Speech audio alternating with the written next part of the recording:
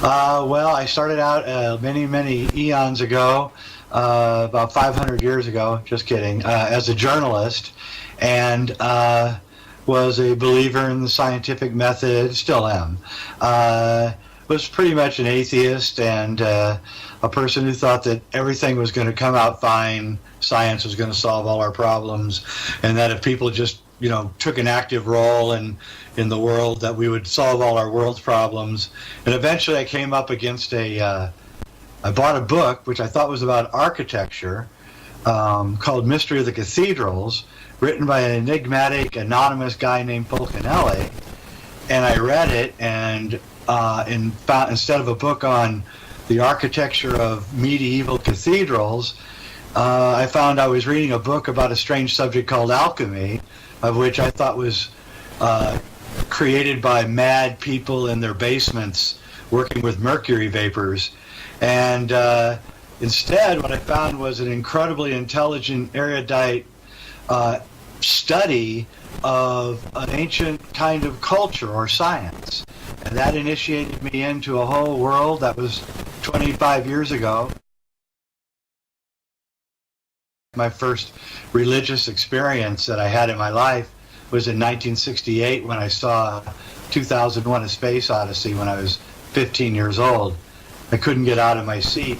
I was completely stunned that a movie could actually try to actually accomplish what 2001: A Space Odyssey accomplished. And it was actually, ever since then, all I wanted to do was really make films. And I have been making films ever since I saw 2001. So I've always had an intimate relationship with the films of Stanley Kubrick.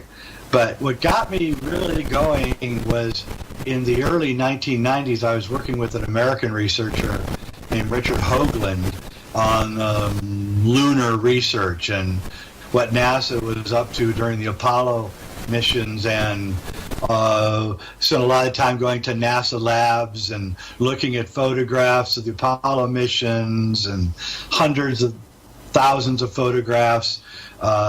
Really became obsessed with everything lunar, I guess you could say, and read everything about the moon that I could, and just was interested in it. And that got me somehow back to the movie 2001 because of the lunar sequences in 2001. And because I'd spent so long looking at the Apollo footage, I was very familiar with it. And after a long hiatus of not seeing 2001, and it finally came out on DVD in 2001, actually, the year 2001, I bought it. I put it on my television and began watching it, and within 10 minutes I had cracked the entire Apollo image problems, because the first 20 minutes of 2001 are the ape scenes, which take place supposedly 4 million years ago on Earth. And I could see that the technique that Stanley used to film the ape scenes was exactly the same technique that someone had used to film the Apollo footage.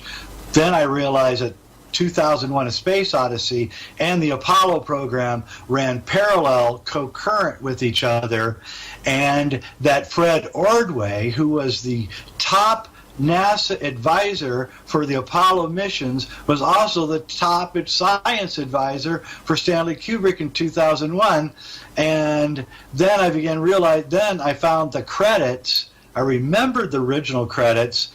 And I was surprised when I watched the DVD in 2001 that the credits that I remember weren't on the film. And so I found a book which had the original credits from the original release of 2001. And in the credits, the original credits, all of the people, all of the corporations that helped NASA get to the moon, quote unquote, were involved in 2001: A Space Odyssey. Exactly. All the same. The RAND Corporation, all the aerospace corporations, the IBM, everybody exactly paralleled with the same contracts that NASA had. I also began having a correspondence with Jim Garrison, who was the investigated the JFK murders and very famously portrayed by Kevin Costner in the film JFK by Oliver Stone. This is before Oliver Stone's film came out.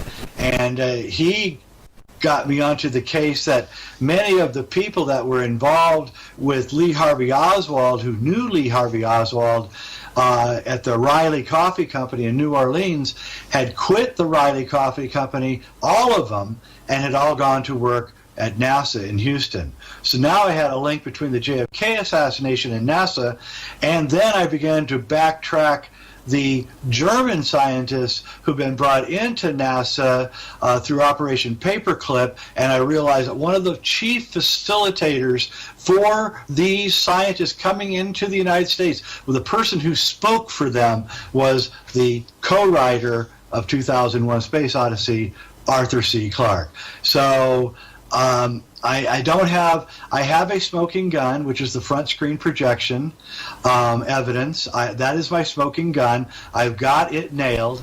I have Hollywood technicians who have looked at my work and say I'm absolutely right. People who work with front screen projection say that I am absolutely right, that the NASA stuff is front screen projection, and that Stanley Kubrick was the guy who perfected the front screen projection process.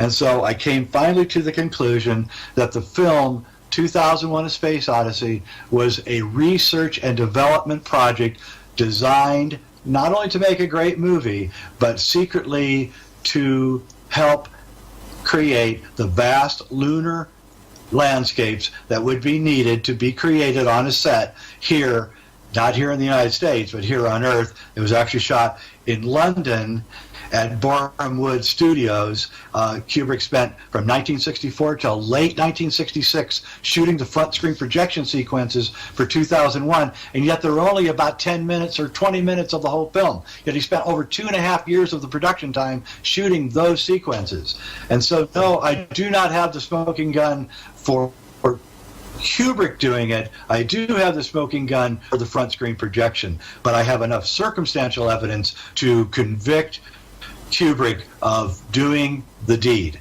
And I believe he left behind the traces of his involvement in his film The Shining.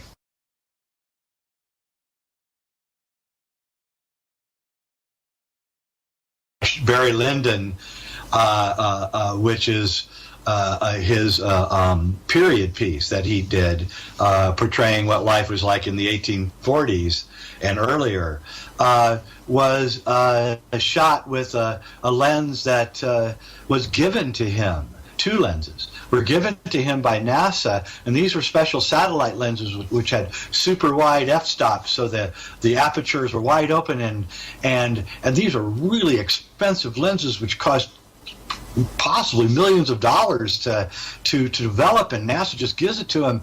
And there's even an interview, a curious interview that Christiana Kubrick does with a French film crew shot soon after Stanley died, in which she says that they gave NASA gave Stanley the lenses, and there was even more. She intimates dealings with him, and her smile during this interview is sort of like the Mona Lisa smile. Is very like, I know something and I can't tell you. So it's very, very interesting interview. The interview itself is part of a CIA PSYOPs program designed to squash what I'm bringing out, however.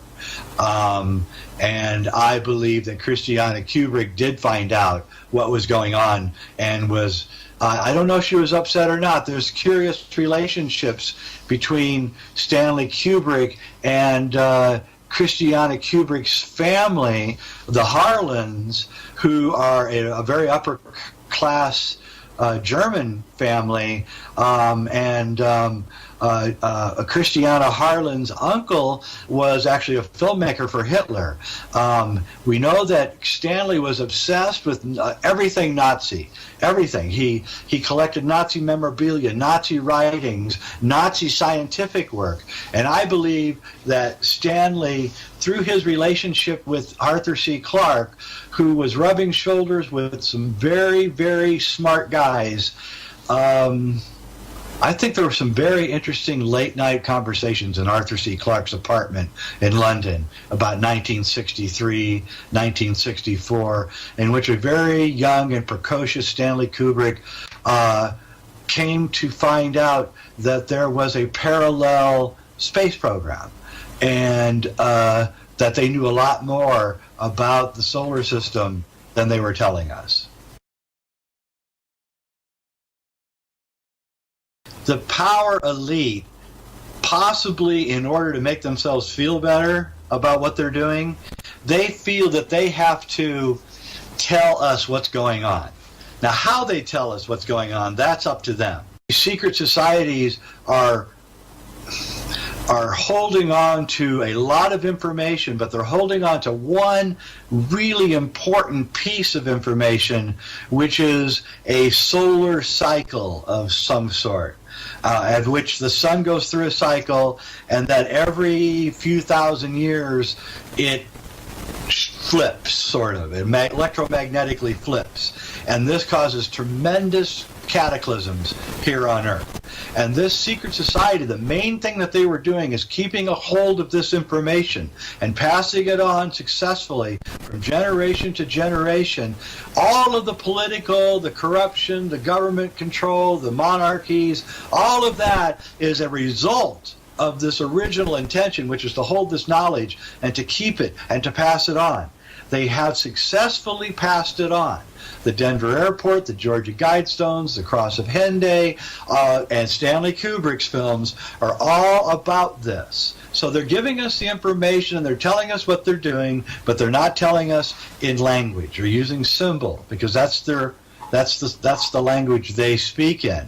So Stanley Kubrick designed 2001 to reveal several layers, like three-dimensional chess, because he was a chess master. Don't forget, Stanley Kubrick could have been the next Boris Spassky or Bobby Fischer. He was a top-notch chess player. Everybody in New York was afraid to play chess against him. He could play 3 different games at once against 3 top players at once. And he supported himself in the early 50s with chess playing. And so he's playing a game of 3-dimensional chess. He's got a 200 IQ. He's bored with filmmaking. He's got unlimited funds. What would you do? And so he did what anybody with an unconscious mind would do. He began telling us the secret information that he had begun to get privy to via his associations with a secret society, a Saturnian society, if you will, that comes out of Germany. And the Harlans, Christiana Kubrick's family is involved in it. Arthur C. Clarke is definitely involved in it. Werner von Braun, Hermann Oberth, this is why they called the rocket that went to the moon, supposedly went to the moon, the Saturn V. This is why they put all their eggs into a basket into Cassini and blasted it off to Saturn, where it's been going around Saturn year after year doing all sorts of secret work. They have a relationship with Saturn. And this all comes back to Kubrick, because the original planet from which the monolith was to be discovered in the movie 2001 was to be the same as it is in the book 2001, and that was Saturn. I believe that somebody higher up pulled the plug after they read the book 2001, pulled the plug on Stanley and said, no, you're not making it Saturn. What makes this whole thing really, really interesting is that the monolith in the book 2001 Space Odyssey was discovered by Bowman, the astronaut, on the moon of Saturn called Iapetus. Why did Clarke choose Iapetus? Why did Kubrick choose Iapetus? Those are great questions.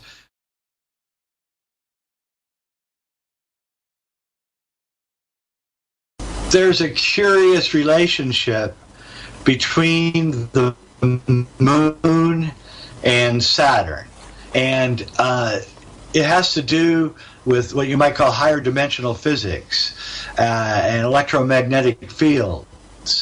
But the moon is to the Earth what Saturn is to the sun. And what's interesting about this is that they're both kind of binding mechanisms, which bind the electromagnetic field to a certain frequency, and does not allow it to have much of an expansion or much of a condensation. And so it's a fixing kind of thing. So the moon fixes the electromagnetic field of the Earth and keeps it coherent. And Saturn fixes the electromagnetic field of the sun and gives it a coherency. And this is all very esoteric information, which is going probably most people will think is wacky. You have to kind of understand higher dimensional physics and time and all of that. So what it does is that Saturn is Chronos in ancient mythology, or which is time. And also he is Set, the great god Set from Egypt, and Satan. And he is the god who devours his children in order to become young again. And so Saturn is a fixing kind of thing, and it sets us into linear time, and it drops us into an unnatural time. It's not natural. A natural time is a polychronic way of looking at the world, in which 1 second can be long or short or a minute. But what we've done is we've set up a contrivance of a monochronic culture, which says that 1 second follows another second, 1 minute follows another minute. Each minute is exactly the same length. Each hour is exactly the same length. But if we examine time in our own lives, we understand that actually that's not true. That 1 minute sitting on a very hot stove, it can seem like an hour. An hour talking to a beautiful woman can seem like 2 seconds. So time is relative, but because of civilization and the setting of time, through civilization, we have begun to believe that the contrivance of time, sequential time, which is really just being used so that we show up at the same time at work and go to the airplane at the same time and talk on Skype at the same time, we now believe that this is what time is. And in that, we are trapped. And we're trapped in a monochronic culture, and since we've allowed ourselves to be trapped in a monochronic culture where time has a beginning, a middle, and an end, which is just BS, it's not true, but we've allowed ourselves to believe it, we now have inordinate fear of death, because that's the end, we think, and we have created an apocalypse that's down the line from right now, somewhere in the future.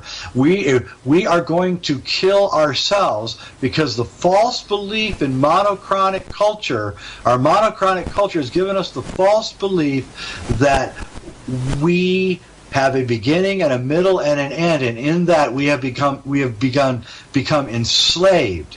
We're enslaved by a false belief system engendered by forces that do not have our interests, our best interests at hand. And they have enslaved us. And the first step to breaking free of this enslavement is to break free of monochronic time and go back to polychronic time. Where I grew up in the center of the United States when I was young, we lived next to Indian culture, Native American culture. And one time we were all waiting for the train to come, and it was late.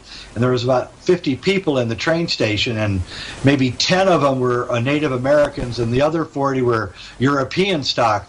And I was a young kid, and I remember all the white people agitated because the train was 15 minutes late. And I looked over at the Native Americans, and they were all just, whatever time the train comes, that's when it comes. And then the train came, and then all the Europeans are crowding into the train and like mad, like the train's going to go as soon as they're in, which is not. It's going to go whenever they're ready to go. And then after all then the Indians very slowly got up and got on the train, never got upset, never wasted any energy on the whole thing.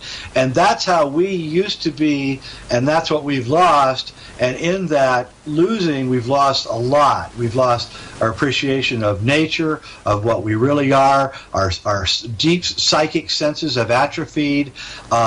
We have become slaves of possibly off-planet forces which seek something from us, something mysterious. And I think it has to do with Saturn portrayed as the Grim Reaper. And that's one of his portrayals with the scythe, which is shaped like a 7, and he's reaping the souls.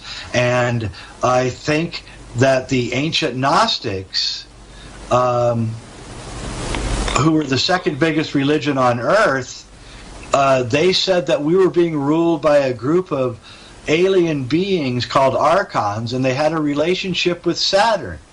And they said that they were harvesting our souls. I know this all sounds kind of crazy, but if you read the Nag Hammadi and the Pistis Sophia text, you'll see that the ancients firmly believed that an off-planet force was enslaving the human race. Now sounds like I've gone way askew of Stanley Kubrick, but actually I haven't, because if you go back to 2001 and you understand Gnosticism, you can see that 2001 is the single greatest Gnostic work of art of the last 1,000 years. And it is somewhat based on Arthur C. Clarke's book, Childhood's End, which is arguably the greatest science fiction novel ever written, and that is also a Gnostic masterpiece. So we begin to see that inside of Kubrick's head was a deep-seated interest in the dualism of Gnosticism, and this idea that there's a demiurge or an evil off-planet war entity that is enslaving the human race.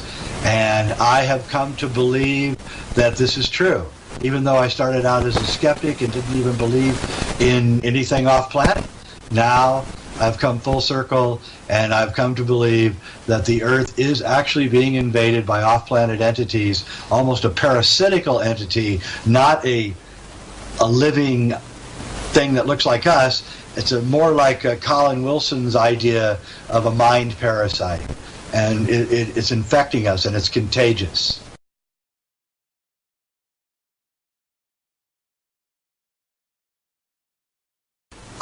So he embedded a lot of the things that he wanted to convey in all of those films: Eyes Wide Shut, Clockwork Orange, Barry Lyndon, especially The Shining, a little bit less in Full Metal Jacket, but then back in true form again in Eyes Wide Shut. And I believe the coup de grace was going to be AI, which unfortunately was turned into a sentimental, maudlin piece of crap by Steven Spielberg, who apparently cannot think beyond a 12-year-old. I don't know what's wrong with that guy. And he ruined Kubrick's work, by the way, completely, because I know one of the technicians that was working on AI before Spielberg got to it, and the real plot of AI is a shocker, and that'll be out in my next Kubrick film, Kubrick's Odyssey 2, Kubrick the Magician. The Shining is now beginning to think is a masterpiece of an unusual kind. Because now The Shining is becoming apparent to me is not three-dimensional chess, but maybe seven-dimensional chess. Because what he did in The Shining is so brilliant. He not only faked the making of a Stephen King novel so he could tell us the secrets of what he went through during the Apollo footage making, and how his wife found out about it, and how every deviation in the movie The Shining from Stephen King's book The Shining is actually the story of sidetrack story of him going into what happened to him during the Apollo faking. He revealed how they kept the astronauts quiet, by the way, the astronauts that were not involved in Apollo. They Clockwork Oranged them. That's the term that they used in NASA for it. They Clockwork Oranged me. And that meant that every time you began talking or thinking about something you weren't supposed to talk or think about, you got sick. So that's why Neil Armstrong doesn't do any interviews, because he doesn't want to puke. And then finally, in Eyes Wide Shut, he concretizes this whole idea of unseen forces by showing us the people that run the world. The Zieglers, played by Sidney Pollack. Ziegler is Yiddish for bricklayer, which means Freemason.